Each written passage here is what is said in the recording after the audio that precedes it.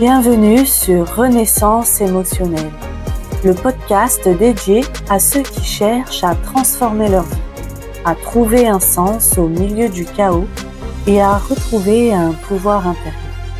Je suis Émilie Monté, neuropraticienne de la Scamden et entrepreneur dans le monde du bien-être émotionnel. Bonjour et bienvenue sur un nouvel épisode de Renaissance émotionnelle. Si tu ressens encore aujourd'hui que tu as du mal à t'affirmer, à prendre ta place, à exprimer qui tu es vraiment, alors cet épisode est fait pour toi. Est-ce que toi aussi, ça t'arrive de te sentir toute petite, de ne pas oser t'exprimer de peur de déranger?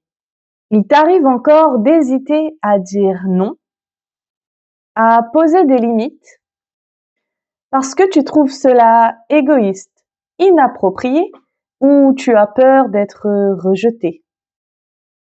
Et tu fais passer les autres avant toi, même quand ça te coûte. Et pourtant, tu as conscience que quelque chose ne va pas, quelque chose manque.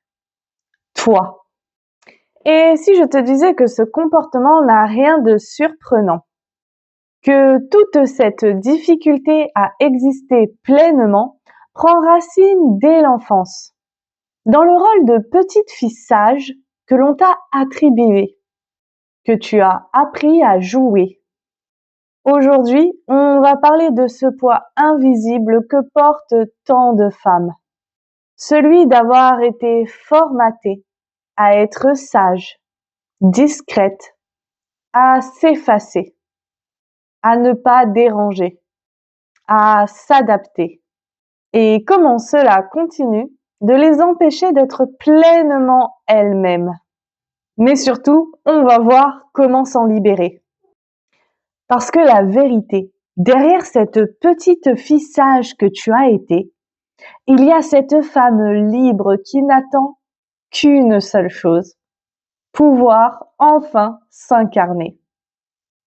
Alors, c'est parti, commençons tout de suite cet épisode. Pourquoi avons-nous appris à être sages?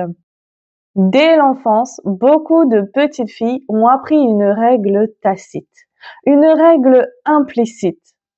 Plus tu es sage, plus tu es aimé. Mais être sage, ça voulait dire quoi? Ne pas poser trop de questions, rester calme, ne pas exprimer trop fort ses émotions, ne pas faire de vagues, être agréable, être poli, être aimable, même quand ça ne nous convenait pas. Être une bonne élève, réussir, bien se comporter, s'adapter, ne pas décevoir, aider à la maison, aider les autres, se faire passer après. Et bien sûr, ce modèle nous a suivis à l'âge adulte. Nous nous sommes adaptés à ce que l'on attendait de nous, mais à quel prix? Les recherches en psychologie et en neurosciences montrent que les filles et les garçons reçoivent des injonctions différentes dès leur plus tendre enfance. Une étude de l'American Psychological Association révèle que les filles sont encouragées à être calmes, obéissantes et dans le contrôle de leurs émotions, à être empathiques et là pour les autres.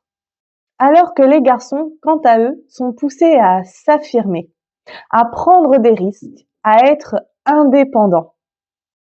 Quand une petite fille est trop énergique, on a tendance à lui dire de se calmer, que ce n'est pas joli pour une fille de crier, de faire attention, elle pourrait se blesser, d'être plus douce, plus calme, plus obéissante.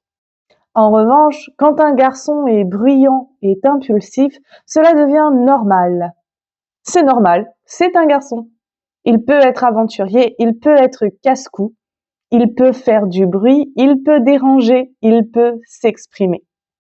Une étude du CNRS met en évidence que les filles sont plus souvent félicitées pour leur obéissance et leur conformité, ainsi que pour leur douceur.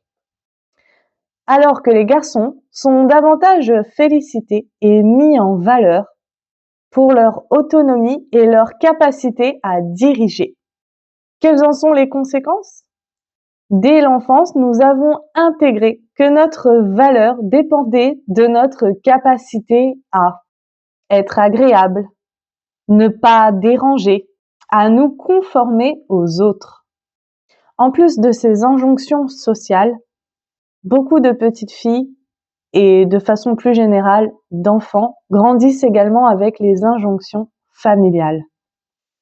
Depuis l'enfance, on nous répète d'être sage, d'être bien élevé, de ne pas déranger, d'attendre, de ne pas faire trop de bruit, d'obéir, d'être un bon enfant, de ne pas répondre à ses parents, mais cela veut surtout dire de ne pas s'exprimer.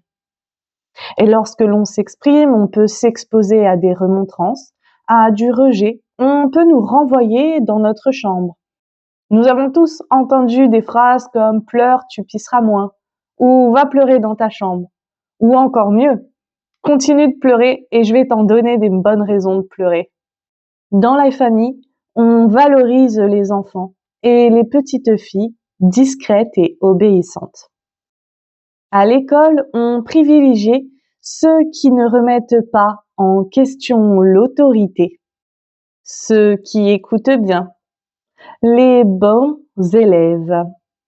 Et puis plus tard dans la société, une femme trop affirmée est souvent perçue comme trop froide, trop rigide, trop dure, trop exigeante, alors qu'un homme affirmé est vu comme charismatique. Résultat, nous avons appris à être trop sages, trop gentils, trop compréhensives, à nous excuser d'exister. Et c'est ainsi que le syndrome du people pleaser se crée. Cette habitude d'aller toujours chercher l'approbation des autres avant même d'exister pour soi-même. Et les études en neurosciences montrent que les schémas éducatifs que nous avons reçus dès l'enfance laissent une empreinte durable sur notre cerveau, sa construction et tout ce qui va en découler. Nos émotions, nos comportements, nos choix, notre façon d'être, notre façon de faire, notre façon de relationner. La neuroplasticité explique que le conditionnement à être sage modifie nos connexions neuronales. Le cerveau apprend à éviter les conflits, à réprimer toutes les émotions trop fortes et à s'adapter, à se suradapter aux autres. Et avec le temps, ces mécanismes deviennent automatiques. Résultat, beaucoup de femmes développent du stress, un manque de confiance en elles et un sentiment de vide intérieur. Conséquence à l'âge adulte, une charge mentale et un épuisement émotionnel plus grand. Des études de Harvard ont montré que les femmes ayant grandi sous ces injonctions sont plus sujettes à l'anxiété et à la charge mentale. Elles sont disponibles pour tout le monde, sauf pour elles-mêmes. D'ailleurs, elles ne savent même pas ce que c'est de prendre du temps pour soi, d'être disponible pour soi, de se faire plaisir, de se faire du bien, de s'écouter et simplement d'apprendre à s'aimer, de l'amour sain, de l'amour propre. Et quand elles essayent, elles culpabilisent beaucoup.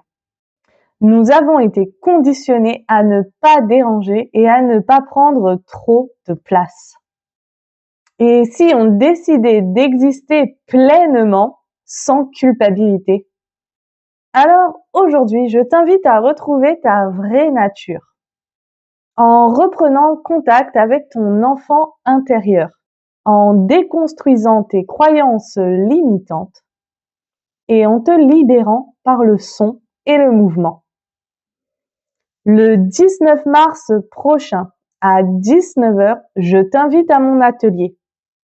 de la petite fille sage à la femme libre.